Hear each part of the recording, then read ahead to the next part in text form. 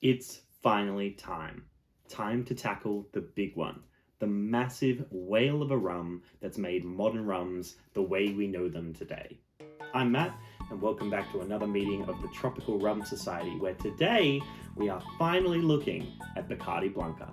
Also, we're trying out some new shots here because my stand that was holding my phone up to film these has decided to snap in half. So, we're getting some different angles today as well. So let me know what you think of this new kind of more like face-to-face experience. Maybe we'll keep it for another one, maybe we won't. Hopefully the stand will be repaired by the next one, but we're working with what we got.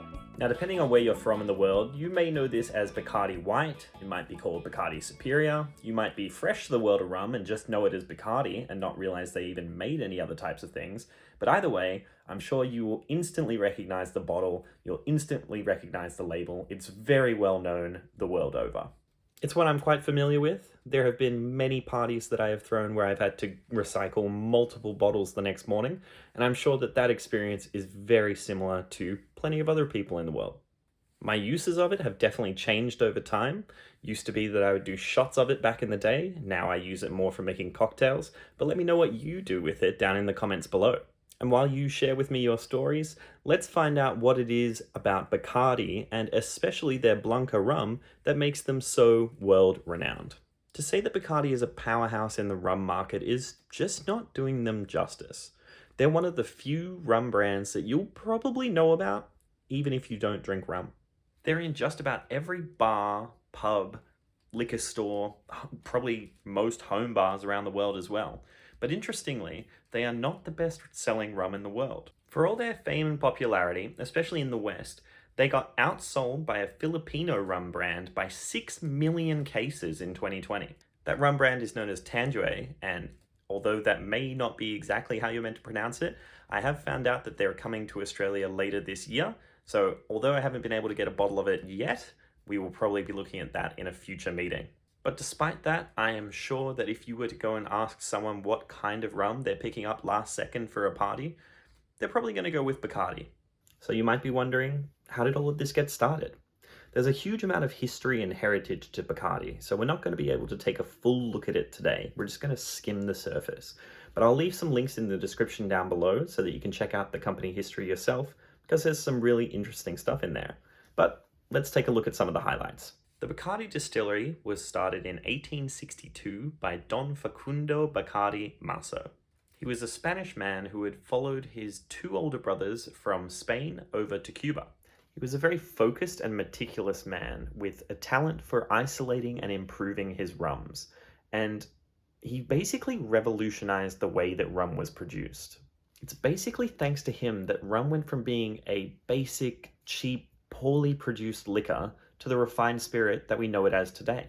He was a pioneer of charcoal filtration, and by using two distinct and separate distillates which he blended together to create a much more balanced drink, he created the world's first clear, light-bodied white rum.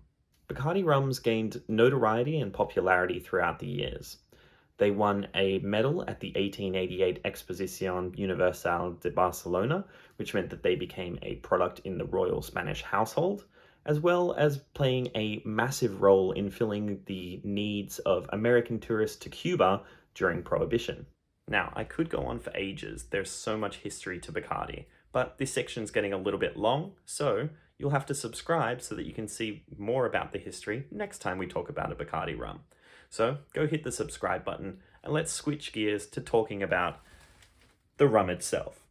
Bacardi Blanca is something that practically defines modern white rums. The one I have here is only 37.5% ABV, because that's what we have here in Australia, but that is more than enough to pack a punch when you are sipping it in some cocktails or when you're taking shots of it. And speaking of cocktails, two of the most famous, the Daiquiri and the Cuba Libre, were both created using Bacardi Blanca. In 1898, American mining engineer Jennings S. Cox wanted a drink for his copper mining team that would refresh them in the hot sun. He ended up mixing together a few things that he had on hand, including sugar, lime, of course, a bit of Bacardi, and thus the Daiquiri was born. 2 years later, at the end of the Spanish-American War, American soldiers in Havana mixed some of this in with a bit of Coke and lime and created the much beloved and very easy to make Cuba Libre. The rum itself is made much the same way as Facundo Bacardi originally intended, although these days it's on a much more industrial scale. It's still a blend of distillates which get aged in American white oak barrels before undergoing a secret charcoal filtration process to produce the liquid that you see here. It's been made that way since the 1800s and continues to be popular for its flavor profile that blends well with almost anything without being totally overpowered. So with all of that history and popularity, it's no wonder that Bacardi Blanca is well known all over the world.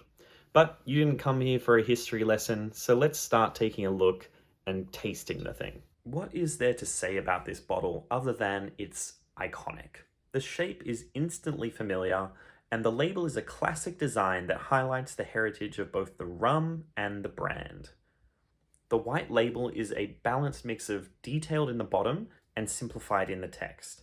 Plus, the embossed text on the bottle adds a nice signature touch that will tell you this bottle is a Bacardi, even if you rip the label off.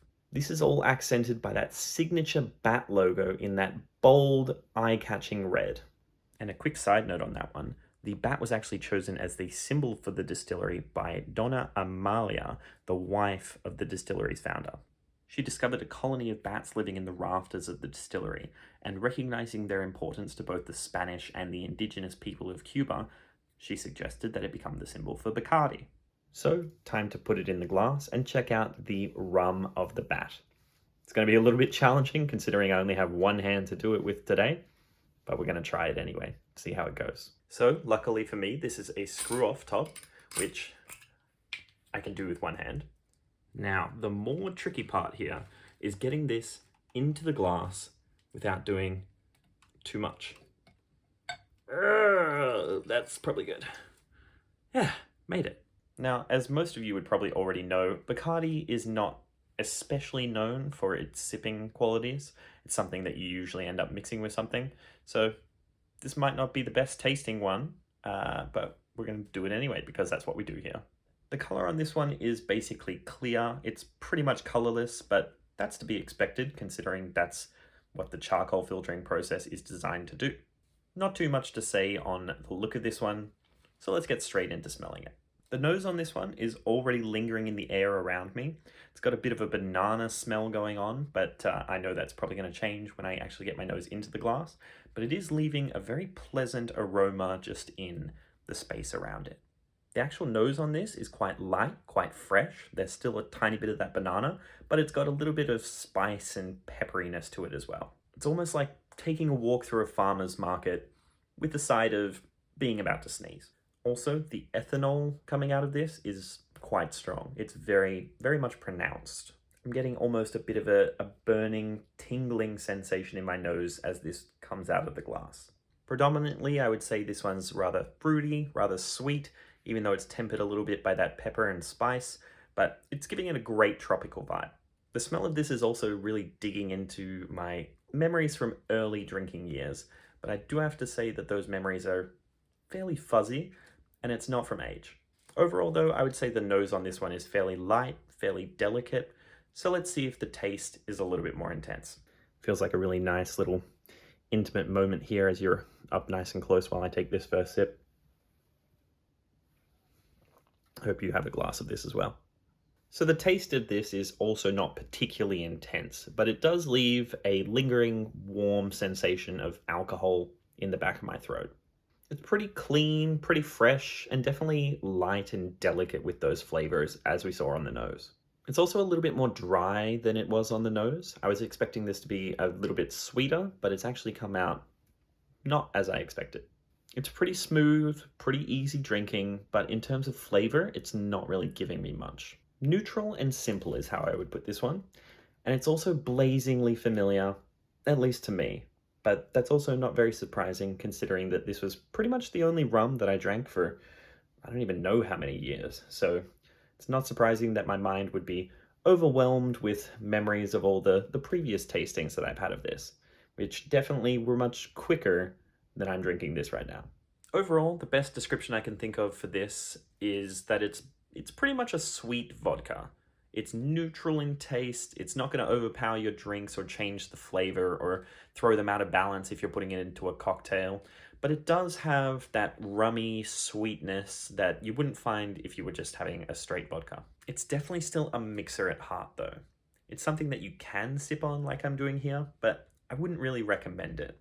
Goes much better into cocktails, as we've seen, by its use in the invention of the Daiquiri and the Cuba Libre, which are cocktails that have been around for 120 years now, so clearly that's doing something right. But clearly there's a reason that it's been so popular for so long, and I don't think it's from just drinking it by itself. If you want to fight me on that though, go ahead and take a few more swigs from the bottle that I'm hoping you have at home, and see if you can put a coherent rant together down in the comments. Just make sure you're hitting that subscribe button while you're gathering your thoughts for it.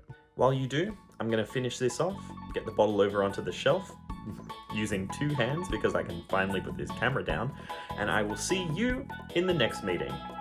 Cheers.